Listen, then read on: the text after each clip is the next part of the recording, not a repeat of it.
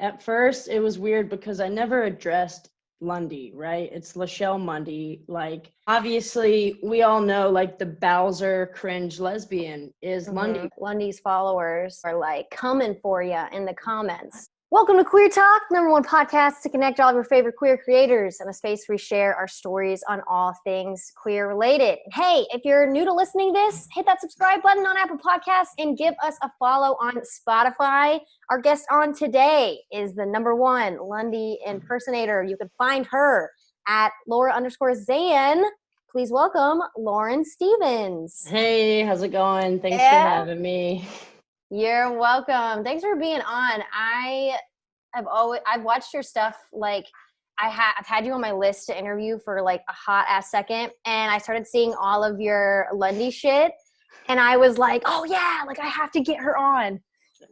I mean, like I said, Lachelle has taken on like a character of itself. People are like, Lachelle 2020. So, I mean, I don't know how running the country would go. I think like the Pledge of Allegiance would be like, you hit the whoa and then put your hand over your heart. So I don't know. She's grown in size though. It's crazy. I love that you call her Lachelle. That's like absolutely hilarious. How did you come up with that? So I was duetting this other TikToker and I looked at all the sounds and like the people duetting her, and they were really, really serious. And it was really masculine lesbians just answering her questions. And they were all like, yeah, like rubbing the hands like Birdman, and just, you know, that facade that masculine lesbians feel like they need to take on. And I mean, it could be them, and that's all well and good, but that's kind of how I got the idea. I duetted her, and actually I wasn't even thinking of Lundy at all. And people were like, this is spot on. This is so good. Start naming her. So I was like, holy shit.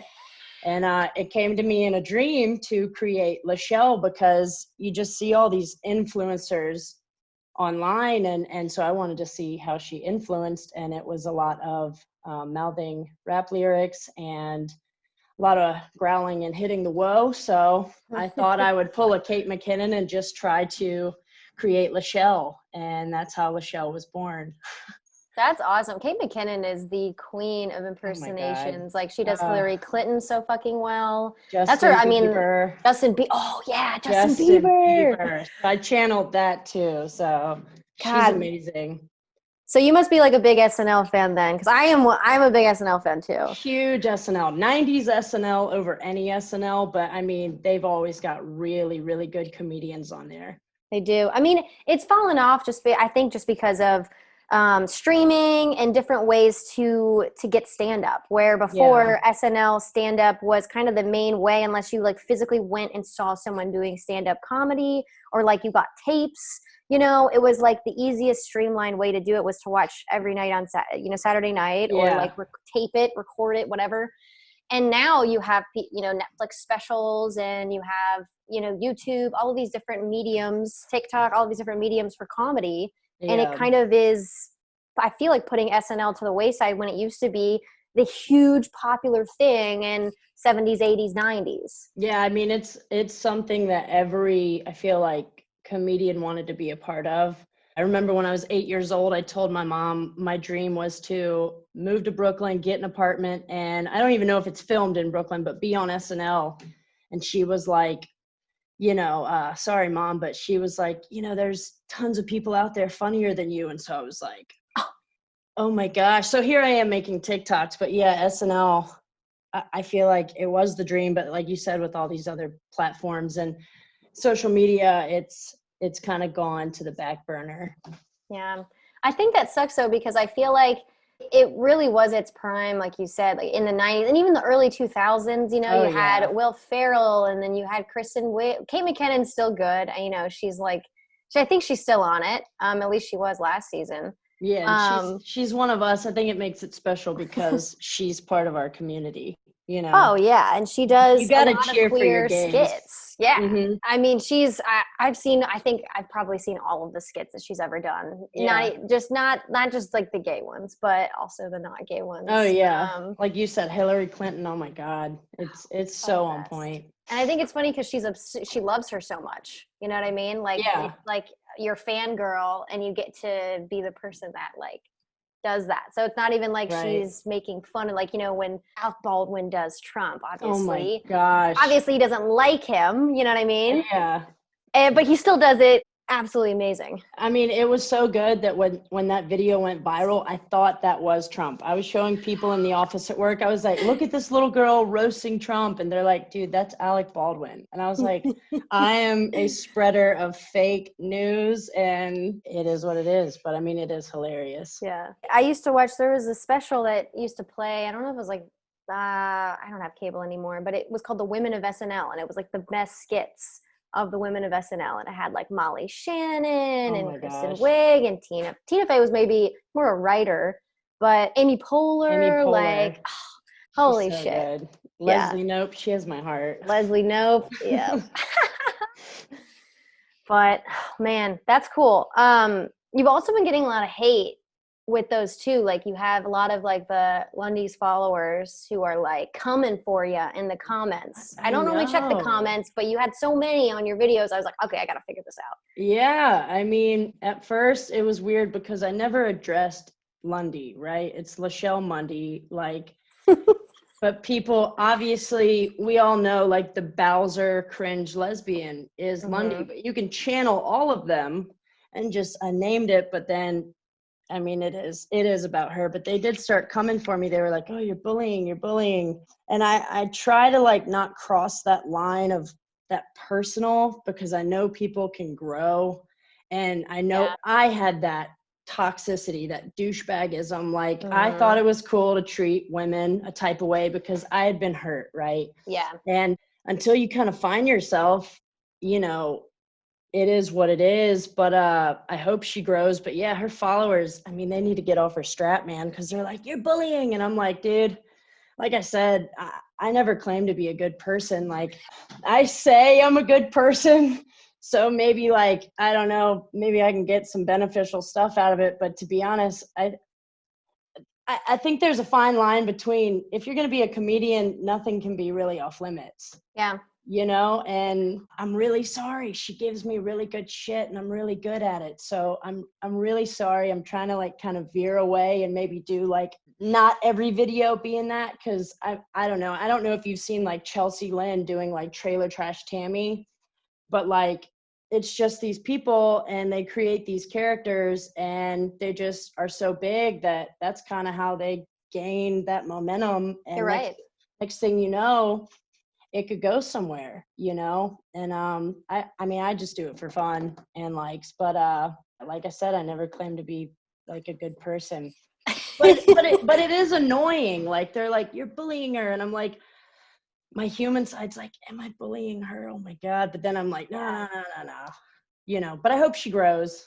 Well, yeah, I mean that's the thing. Whatever Like she's going through. but she like hasn't yet. So it's like it's not like she has completely turned a new leaf, and you're like shitting on her past former self, and Right. people are like, "Come on, man! Like she's different," and stuff like that. Like Yeah. be a little different, and then maybe your comedy would change with that too. Like maybe you could still do it, but like do it in a different way. Right. Still work. And like I had Ashley Gavin on a former episode, and she's a comedian. You've probably seen her stuff because she's Right. big on TikTok, has a huge podcast.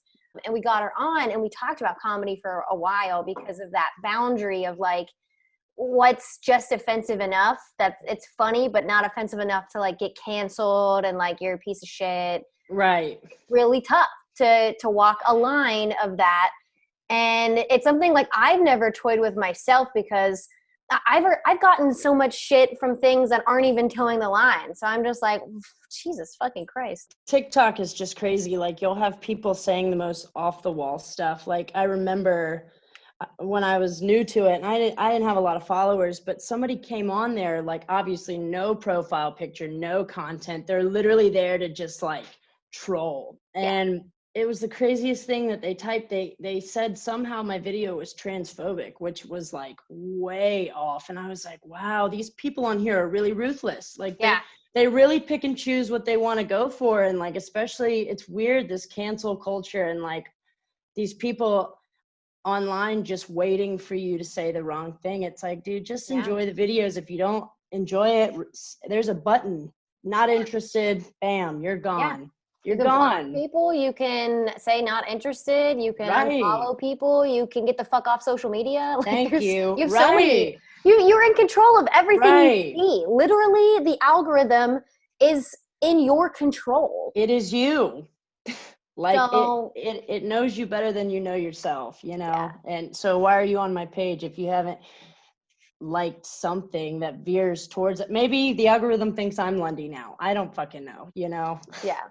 The masculine thing, that's something that I wanted to talk about too, just with, you know, having that, and I feel like you had kind of touched on that in some of your videos, just about that hyper masculinization and all the toxic masculinity that comes with those type of, you know, queer stereotypes of being like a hey mama's lesbian and stud lesbians and butch lesbians, and having to feel like, as, and I don't know if you identify yourself as a butch or anything like that, but you know, like what are your kind of thoughts on that type of the stuff that's being brought on to women who are presenting more masculine?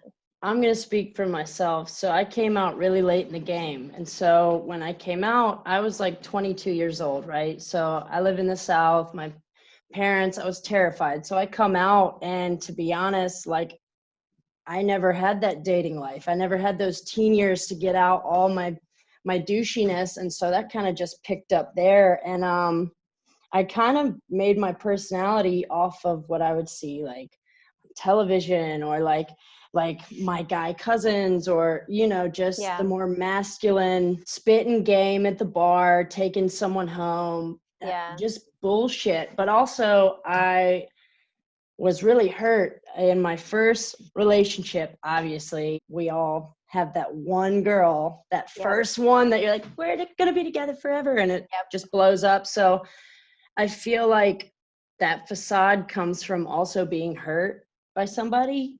And so you have this wall of toxic masculinity. So mm-hmm. A, you can leave before you're left. B, you can't get hurt. Even though masculine lesbians, we hurt the most. We are so sensitive. I Yeah, mean, my girlfriend is a hard femme. I mean, she's a yeah, freaking rock star, but sometimes we'll be watching a movie and like I'm the one blubbering yeah. over there in my like TJ Maxx button downs and my Vans and my skinnies, and she's over here in a sundress and heels, just like, why are you crying?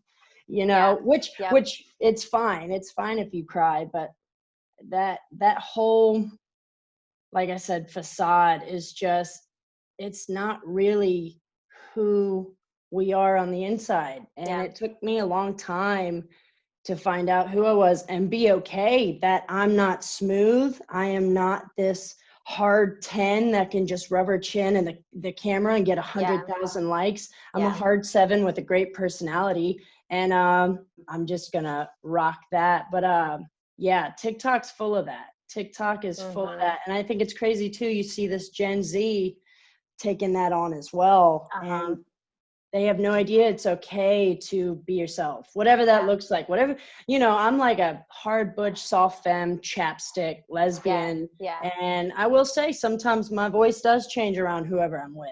Like I mm-hmm. have higher octaves around my girlfriend, and, Yeah, my inner like diva can come out. But if yeah, I'm at the bar or something, I might yep. not be so outgoing. I might lean, and I don't really have huge lips to bite, but like, I can Yeah, still be that person. So I yeah, think it's just conditioning of what we think looks cool. And yeah, I mean, it's spread, that's nationwide in our community of yeah. masculine women acting like that. I think it is super interesting, like when you were talking about acting like the men in your family and things like that. And I find it so interesting because it's like, even though they're men and they might have more masculine traits, like masculinity and femininity it appears in everyone. Like Hmm. if you're, you know, one gender, if you're genderless, like androgynous, it just doesn't matter. And So like fluid. it's super fluid. And the fact that, you know, because I feel like I had done that too, and more so with I wouldn't say my family, but like guys that I had dated in the past that I like pretty much wanted to be and like didn't actually want to be with them. Exactly. And like that kind of thing. Like girls that I had crushes on, I like wanted to be kind of like their boyfriends, you know what I mean? Like I never was like jealous, but I was always like, ooh, like I really like that girl, and like, ooh, like I really like his style. You know what I mean? Oh, I still do that. I'm like, I'll tell my girlfriend, I'm like, I want to be him. Yeah. Like tatted, snapback, like big burly, Yeah. you know, whatever, all black Johnny Cash, just looking so cool. And I think that's crazy. We can try to take that on. And I do think it is kind of hard because we're not men. Like we're not wired like men, you know, and Thank to God. try and yeah, seriously. Jesus Christ. But we try to embody something that we just aren't. Like we aren't wired like men. You know, men and women have slightly different brains. Like there's just like some differences. And so to compare ourselves to a gender that we just like we aren't, like we don't feel like we are. And I mean, I'm saying this if like you're not someone who is trans and things like that. Like if you're, you know, you're a woman and you're trying to be something that you're not is what I'm kind of getting at here. And embodying someone who in society has oppressed women, and now we want to take those type of oppressive techniques and bring them into our culture. Right. Women and queer folks who like other and women. hurt more women like with that oppression when we should be a community. And I don't think it just is with, you know, with masculine presenting women that are doing it to feminine women. It can be the other way around as well. Absolutely. Like those kind of toxic masculinity can be with the hard femmes, the, you know, like the stems, the tomboys, that kind of thing. Like those things can be very ever present, you know, the toxicity and having people on the bench and having people, oh, this person's a priority. No, I'm bored of her. We're going to bring the other person up to play. Absolutely. And making people feel special when you really didn't give a shit about them. And, you know, like, it just all the being emotionally unavailable. There's just so many different things. Yeah, you can align with it, but yeah. And I think it's crazy that maybe not all of us, but we all have a period where we go for that. Like, this person they look like they could ruin my life. Yep. I am down. Please like me. And I don't know what that's all about. Like kind of like a masochist, like hurt me, but emotionally. Maybe physically, but emotionally for sure. There's something just alluring sometimes about that. And I think that's also where that comes from. I think you have that one person in your life that you know it's bad for you, but for some reason, like you're addicted to it, like the highs and the lows. And that's why it's toxic, because like the highs are great and the lows are horrible. Yes. But you're waiting around to get that high. And you only remember the good, which is crazy. You always shut out the bad. Yeah. When it comes around. But yeah, fire and gasoline, man. We got to stay away from it. We're only hurting ourselves. Yep. And I was talking to this on my last podcast episode just about like, I got into like attachment theories, and like people who are like kind of more the anxious attachment usually go for people who are the more like avoidant, emotionally unavailable. And like we can switch amongst them. We're not just like one our whole life, you know, but like those dynamics go hand in hand with someone who's constantly getting, there's lack, right? They're needing more, regardless if what they're getting is true or if they're really being starved in the relationship. Their needs aren't being met, but they keep thinking that they're going to be. And it's just like this push and pull, and it's fucking toxic. Yeah. And I think we also mirror what we are inside as well. Like if we go for something like that, we don't think we deserve someone who will meet us in the middle, you know? So like you said, if you're not emotionally available, don't make yourself available. Yeah. Work on you, and then they'll just fall from the sky like an angel in your lap, and you don't have to just like someone just because they like you and make a game out of it. That got heavy. We don't need no attention seekers in here. Get out. Oh man. But like speaking of that kind of those highs and lows and stuff like that, I mean it really is like love is a drug. It is an absolute drug. It's not in the category in the DSM for substance abuse, but I think people are addicted to love and falling in love because of the chemicals and shit like that. It's just like, Yes. People who drink excessively, shop excessively, all of that shit. Like, it really is. And you have those people that are in those constant patterns. If they're always in relationships, they're always talking to people. They're never truly alone. Ever alone. And you always see too, like, it's like monkey on a branches, man. You don't let go of one branch until you have your hand on another branch. Yeah. And it's so common, especially with lesbians, like, break up. For me, I'm a wreck, right? For months, I'm like, I'm done. And I'll go 4 months literally without getting some. And then I'm like, I'm done with it. I'm done. But like all my ex-girlfriends, I'm like, good luck, Chuck. They were all in something like a week or two later. And I'm like, that's fishy. Yeah. Like, now they're all married to that person. So I think I am good. I am good luck, Chuck. They were straight though. It's fine. It's fine. It wouldn't have ended well anyway. So it led me right where I need to be with a real lesbian who is like great. That's awesome. Well, good for you. I'm glad you had to, be with a couple straight girls and to realize to get to the person that you like. Yeah. I was the one who liked getting really hurt, apparently. Like, duh, they were going to leave, Lauren. Duh. The infatuation is wonderful, but it was my fault. I was a hey mamas to get them. So, yeah, well, I think that is something that's interesting too, is like when you're not yourself, you become engulfed with someone else who sees a certain version of you. And if it's not your true version, then like you're probably not compatible, but you don't realize that until later. Mm-hmm. So if you're projecting something that's not authentic and you're getting something back and you think that it's this great, amazing thing, but you weren't being yourself, then like, how could it be this great, amazing thing? Yeah. Because you're going to they're going to see you one day. They're going to see the real you one day. Yep. For lesbians 2 weeks later when we move in, you just plant that toothbrush or that earring and it's over. Yep. And I think too, with like what you're saying on TikTok about, people who are gaining all of these followings for just being hot and being, sex symbols and doing thirst traps, which everyone loves a nice thirst trap. Absolutely. Like, I'm not gonna shit on them too much, but like if you're cultivating this certain person that's just one side of you, right? Like, and just on social media in general, if you're only showing one side of you, and with lesbians, there's a lot of long distance stuff. So if you're like constantly seeing an Instagram or a Snapchat or whatever platform you're on, or any of the dating apps and stuff like that, like it can be deceiving. Completely. Absolutely. Yeah, especially with long distance as well. Like that one, I tried that out with someone I met actually through a dating app, and it was fun. Every time your phone chimes, like you're on there, but you can be anybody you want to be behind a screen. And then you spend money on a plane ticket. You can be anybody you want to be for the weekend, but you move in together and you usually see that at least 6 months later, it's like burned to the ground.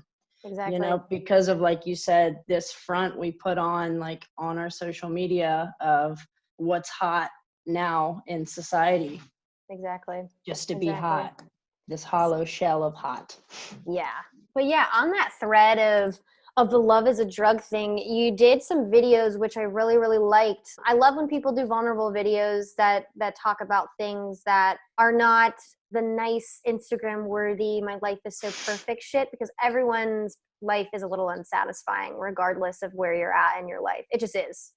Absolutely. It's a little unsatisfying. And you talked about your previous history with like alcohol abuse and stuff like that. Tell me a little bit about what made you kind of make those videos and kind of talk to the world about that stuff. Well, it's something I'm real passionate about. I'm actually in a 12-step fellowship. I'm in AA, which isn't so anonymous anymore, which is fine. I'm just going to put myself out there, but I see a lot of gay people and lesbian people and trans people, all of our community. I see a lot of addiction and struggle, because I feel like, especially for millennials, like I know for me, I hated being gay growing up. I did not want to be gay. And I mean, that was part of my drinking problem, was like, make this go away. Like, my mom's going to hate me. I'm not going to have any friends, yada, yada, yada. Right. And it turned out to be this huge blessing, but I just wanted to put it out there as I started getting more like, especially like a lesbian following, like if you need help, reach out, because I know it's huge in our community, and to get serious, it's killing people and it's isolating us, especially in Corona. It's so hard to have that connection and to try your best not to isolate, or just, when this first started, everyone's like, day drinking, woo, like we're not essential. And, for people like us who are in recovery or like trying to get sober, that shit's it's really hard. Because I mean, once you get started, you can't stop. I got started at 18, and it was 10-year everyday thing, because I was just struggling with who I was and other things. Yeah. I mean, I can't imagine like what it's like to go through and have that kind of substance abuse, but I do have a story that I feel like is kind of interesting, because I don't consider myself to have like an addictive personality. Like I don't even like really drink caffeine. Like I don't know, like I don't really have those kind of struggles. I have others, but not this one. But I had an instance when I was in college, and it really made me realize just how much of an issue it is. And I had ACL surgery. I was a college athlete. I was starting my freshman year. It was halfway through the season, and blew my knee out completely. Wow. ACL? Yep. Whole reconstructive surgery. Couldn't walk for a month. Had to relearn how to walk. I mean, it's a big surgery. It's a common one, but it was a big one. It was the second knee surgery I had. And it really like rocked my world, because it's your freshman year. So you don't have those, solid relationships with people yet. I had, a few friends, but when you're new, I couldn't go out to parties. I couldn't go anywhere. I had my leg was wrapped up like a fucking gordita, and I couldn't go anywhere. The only thing that I had was I had to crutch to school. I couldn't even like get lifts or anything like that. Like I don't know, they wouldn't come get me on the golf cart, but I literally was like on campus. Anyways, I guess I'm salty about that, but I digress. But my whole thing was that I couldn't go to practice. Like I couldn't do anything. Like I wasn't around everyone. I was completely isolated. The only thing that I had was the meds that I was given, like I had Oxy, I had Percocet. And that shit was amazing. I took it my third class. I remember it because it was just very routine. I would eat my lunch. It was jazz. I would pop one, and I was fucking rolling. By the time I was crutching out of there, you were perky. I was perky. It was awesome. And I would go to rehab because I had to take it, and it had to settle in before I'd go to rehab. So that's why I took it. I wasn't supposed to drive, but no one was fucking picking me up, so I had to drive. Yeah. Like, who else was going to do it for me? With your gordita leg. Aww. Yeah. So, I literally drove on Percocet for 30 days. Not that I drove very far, but it probably wasn't the best idea. But, it is what it is. Man, it really is, though. It's all you can do. Especially, you can't waste it. No. And you're in pain. And that shit is so nice. It is, and that's the thing that got me too, because I would take it during my most social time when the only time I saw people was in the rehab facility. And so I took it, it felt amazing, but every time else, like I was so isolated. And, I started thinking, because I had extra, obviously, when I was done with needing to take it, but I took it every single day. I took 2 every single day. Like I got used to it. And I started taking it when I didn't have rehab, because I didn't want to deal, and I didn't have anything else to do, and shit like that. And I didn't go to class. Not that my academics suffered or anything, but like I was like, I don't give a fuck. I'm not gonna go to class. Like, what the fuck am I gonna do? Like, I'm crippled. Like, I'll, I'll figure it out. And like it was so interesting, the fact that because I didn't have any other competing pleasures of like being able to go out and make that time, and that isolation easily could have turned into something that could have been an addiction. Absolutely. For someone I feel like who's pretty like, it doesn't have an addictive personality, for that to come out of completely nowhere, and I could have been a victim to that, was a huge light in my brain of like, oh my God. Like, I can't imagine someone who has more trauma than me, who has an addictive personality, who doesn't have the support that I had. What would happen to them? Right. In that same situation or in a more intense situation. And it made me realize, I feel like alcoholism and binge eating and all of those different things, they get such a bad rap comparatively to other mental health disorders, because it's like, oh, you can control it. It's not this, it's this, it's this. And I'm like sitting here like I was a pretty model person and I almost was addicted to Percocet. So Right. like, what the fuck are you guys talking about? That's big pharma for you, you know? I mean, Oh, wow. thank God I never got sprung on Xanax, but I know why the Stepford wives take that shit. Yeah. Like just sit in your pretty house and I mean just chill. And you see a lot like, what did you play? Soccer? Yeah.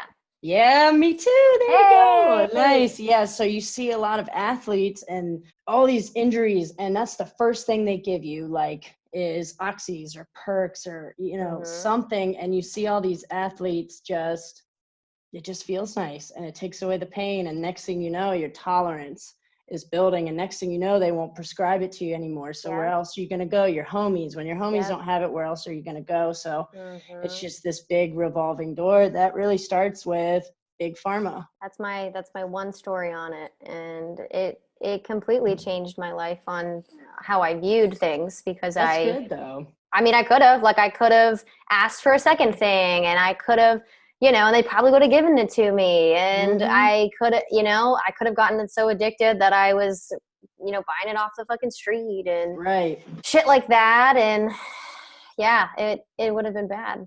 But that's why it's so easy. That's why people in the Vietnam War, like soldiers in the Vietnam War, were addicted to heroin, and the ones that came home and had other competing pleasures, they stopped taking it. But the ones that didn't came home and were addicted, until they died or had, long-term effects from it and stuff like that. So like, it's nuts, the fact that if you are isolated, and that's how like a lot of queer people are, they're isolated. They don't know any other queer people. They have a lot of internalized issues with it, and they don't have outlets for it. So that shit happens, Yeah, I mean, I've talked to a few people after those videos and they would message me, and it was either like people that weren't out that were struggling or people in small towns that are struggling. I mean, I live in Memphis, so my community it's not huge, but it's okay being gay here. But like for these people that were messaging me and they didn't have a community and their parents didn't approve of what they were doing, and on top of the corona stuff, like you can easily just fall into that depression, isolation. And, like for an alcoholic, it's like, it doesn't matter if I'm celebrating or I'm mourning, like I'm drinking, I'm drinking. And once I start, I can't stop until gravity itself stops me. Usually I'm so horrified about what I did. I just start drinking again. Yeah. So just this endless cycle. It really is, until the pain gets great enough, And society promotes that, right? Like, you're sad, absolutely, drink. You're anxious, drink. You've had a long day at work, drink. Like, you're happy, you got a promotion, like, drink. Let's go out. Like, right. And the commercials, the way they make the beers sweat, I'm like, I don't even drink that, but that looks fucking amazing, and it's just such a social thing until if you got alcoholism or addiction issues, like until you're alone in your room with a wine stained t-shirt, like puking your guts up and watching a movie you're not going to remember. Not talking about myself or anything, but like it just, you can't leave your house after it goes so far. It's just you and the bottle, because you've romanticized it and everything else just kind of goes away, but help is always so close. Like it's closer than anybody could ever imagine. What would you say would be the number one thing if someone's listening to this and they are going through substance abuse? Really just reach out, just talk about it. Like, I don't know why we are in 2020 and mental health is still a taboo thing. Like, what do you do if you have strep? You go to the doctor. What do you do if you have the flu? You go to the doctor. Well, what do you do when you're sprung on something or you're having suicidal thoughts or like all these big issues? We internalize so much stuff. And like I said, I thought I was alone. I was like, man, I'm just going to be miserable the rest of my life. And I was like, I wasn't just this bright, funny. I was mean funny. And I always say, if you got to be mean to be funny, you're not funny. And it was because like I hated myself so much. But like, I saw my cousin, she'd been sober quite a while. I was like, that's so fake. But finally I called her and I was like, yo, I don't care what I have to do. I do not care.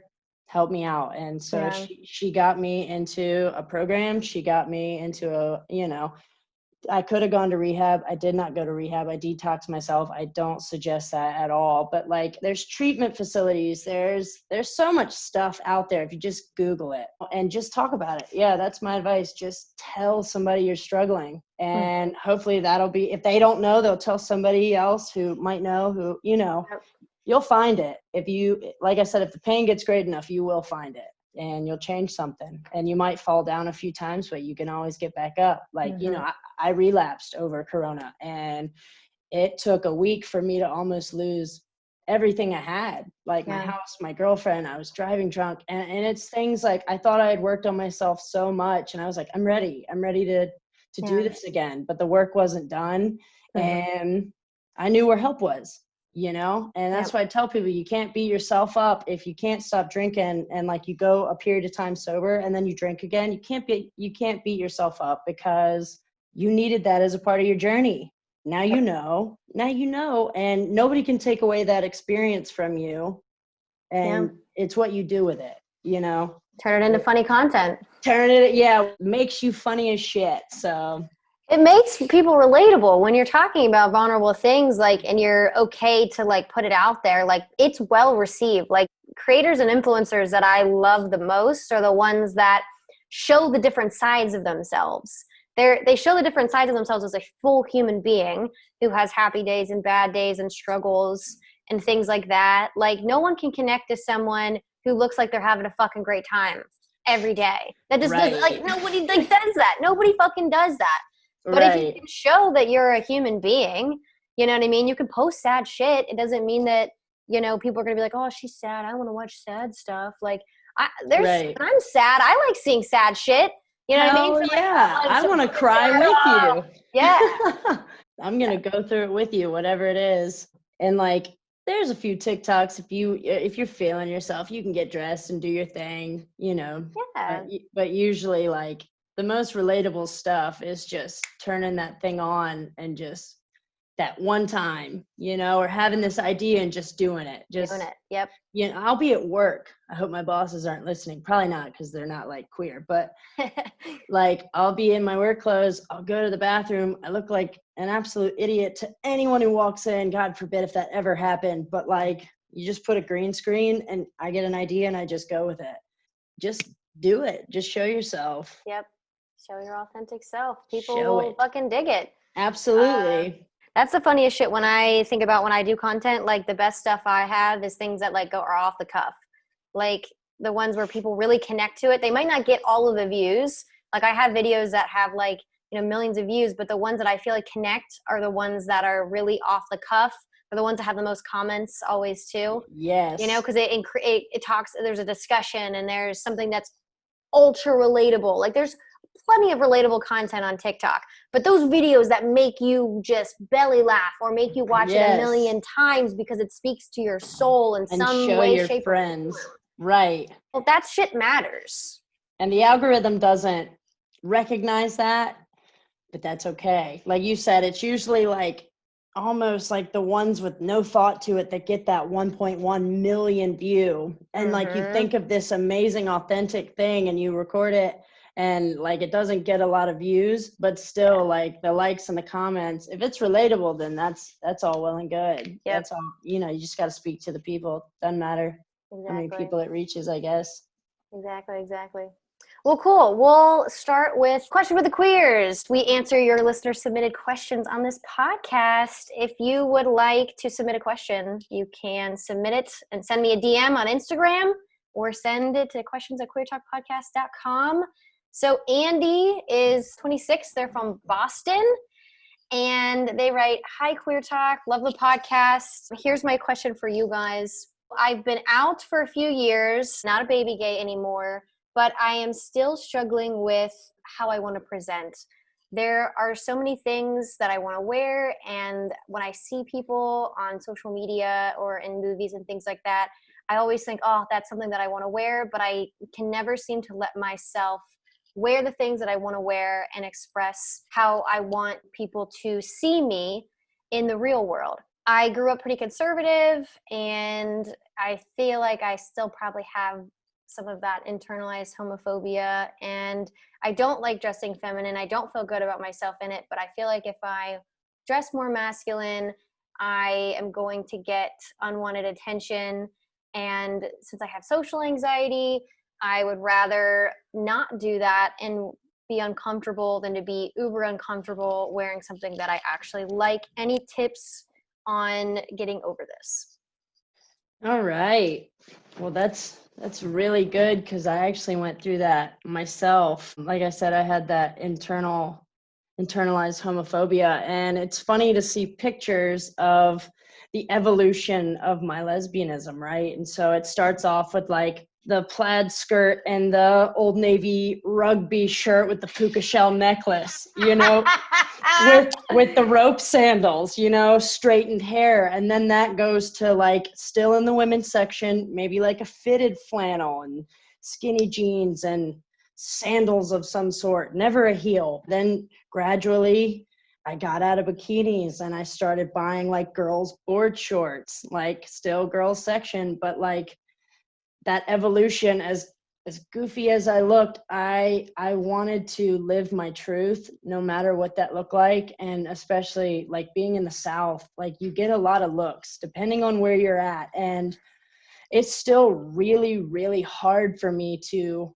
get a look still. It makes me feel really, really bad, but you have to keep living your truth. And actually, like you were saying earlier, the fluidity of it. If you want to wear some boyfriend jeans and a crop top one day, like hell yeah. If you want to wear a snapback and like some big Ramon shirt and like black skinnies and black Vans, hell yeah. Like, but just live your truth. And if it takes you a minute to get there, then that's what it takes. But like when you get there, you'll know. Like now I have all my boy stuff, and that's who I am. No matter where I go, I could be in the middle of podunk, God knows where, some old man with a Trump hat staring at me, and it might infuriate me, but at least, I'm educating these people that yes, we do exist, and I'm being true to myself. Mm-hmm. And thank God I have a really badass woman beside me that'll snap off on anybody. She's like, what are you looking at?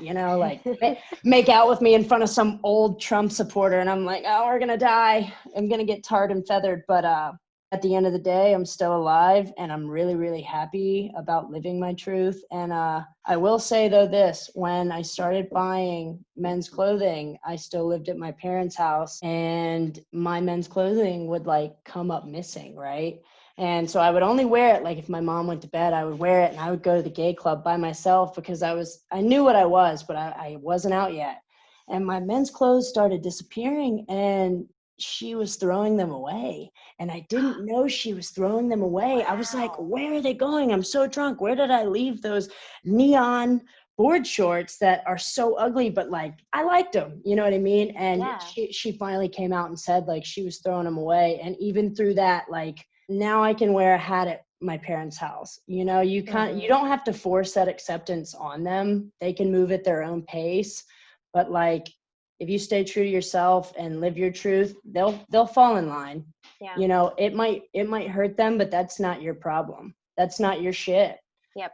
If the world's not ready for you, that's too damn bad. I don't know. That's my tip. Just be true to yourself, no matter how long that takes. At least that seed is planted with Andy. She'll get there. Yeah. You got this. You got this, baby girl. You got this, Andy. You got this, Andy. Thanks, Lachelle Mundy. You're the best. You got it. I definitely agree with what Lauren said. I remember feeling like that in like college. I like wanted to wear something that was a little more masculine and more tomboy, and I wouldn't let myself because I didn't want people to say certain things, and I just would rather fit in and wear the feminine clothes. It's not that I hated wearing them. I felt good in them. They looked good, but it wasn't like my truth. And it took a while. I think just be patient with yourself. Like you'll get there. Coming down to that decision of, do I feel uncomfortable or do I potentially make other people uncomfortable? But like making other people uncomfortable isn't your you're not in control of that, and that's not specifically you. It's their own views that they're projecting onto you. And it comes with having confidence and not giving a shit. I mean, I gave too many shits, and wasted so much time. Let me take that back. I don't feel like it was a waste of time, because it was the journey that I had to go through. I had to go through giving a shit about things that I shouldn't have given a shit about. You know, you get to a point where you get older and you give less and less shits about things, and you give more shits about the things that actually matter. And it takes a while. I'm sure I give shits about stuff that I won't in 10, 20 years that I care about now. I'd be a little nicer to yourself. You know, sometimes I try and think, like, what would my best friend say, or what would my mom say? Or, like, if you were to give yourself advice, like you were giving it to a friend, what would you say? And you're 9 times out of 10 going to be kinder to yourself, because you're kinder to your friends. I'm always kinder to my friends than I am to myself. So I try and take that information and be nicer to myself. That's good stuff. It's so cute. All right. Well, this is our lightning round, Lauren. It's where we answer questions really, really fast. Are you ready? Okay, I'm ready. All right. Snow White or Cinderella? Cinderella. Ah, cool. Ever worn socks with sandals? Yes. Dave Chappelle or Chris Rock? Dave Chappelle. Hey, nice. I'd say the same thing. Giving presents or getting presents? Giving presents. Okay. A big spoon or little spoon? I'm a little spoon, man. I fucking knew it. Look, I find joy in being the little spoon, okay? I get it. I do too. If the toilet paper is out, do you replace it, or do you set a new roll on the top of the empty roll? It depends the type of day I'm having. Okay. Always waterfall, though. Always over, never under. Okay. I get it. Last question. Favorite queer movie? Oh my gosh, I just watched A Portrait of a Lady on Fire. Yes. My God. So good.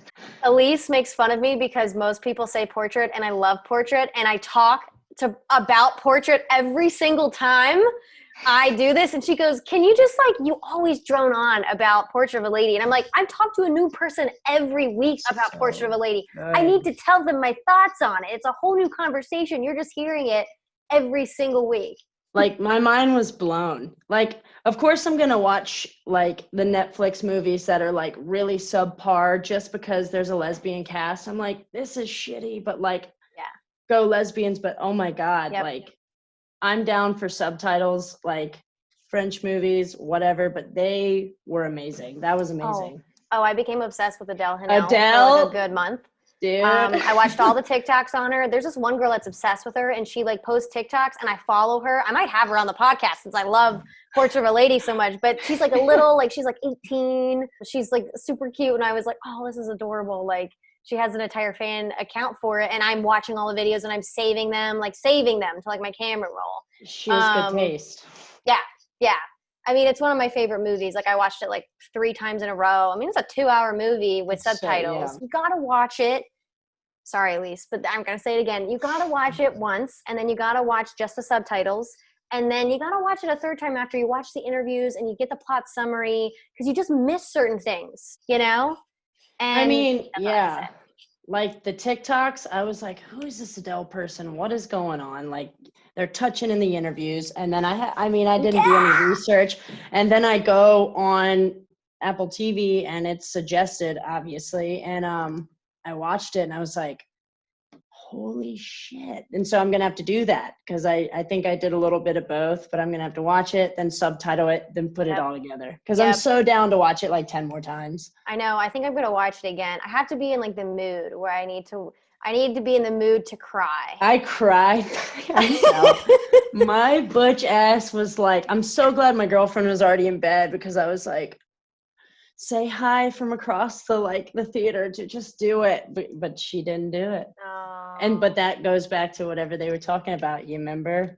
I'm mad that, like, bitch, you couldn't have waited until after. You couldn't have waited until after and been like, hey, like, considering the time period, when are you going to fucking see her again? Like, and you see her and you can't say hi after the show? Like, the intermission or the bathroom or, like, the concession stand, like, We need a part 2. We need to know what happens after. Absolutely. And I think Marianne should move and be the governess or the artist in the house of the rich. And like she has kids and shit like that, and she'll be like the wacky aunt, you know, the cool like hippie aunt that just dances to the moon. But really, they're fucking in the guest house. I mean, the castle's big enough; they could totally sneak around on the Italian guy. Like, fuck that, do it. I mean, I know Celine is not going to do a part 2 because it's like, it's supposed to be that way where it's just heart-wrenching because they couldn't be together. Wow. But like, man, another queer movie where 2 queer people can't get together because it's just like the odds are set against them. Like, it's the only thing I hate about it. Right. Let's make it as real as possible, Celine. Damn. Yeah. Oh, man. Well, Lauren, thank you so much for being on this episode. If you guys want to check out more about Lauren, you can find her at Laura_Zan on TikTok. And you can find me on all platforms at Brie Logan. That's it for this episode, my queers. If you like this, please subscribe and follow us on Spotify. Be you, be queer, stay safe. We will see you on the next episode.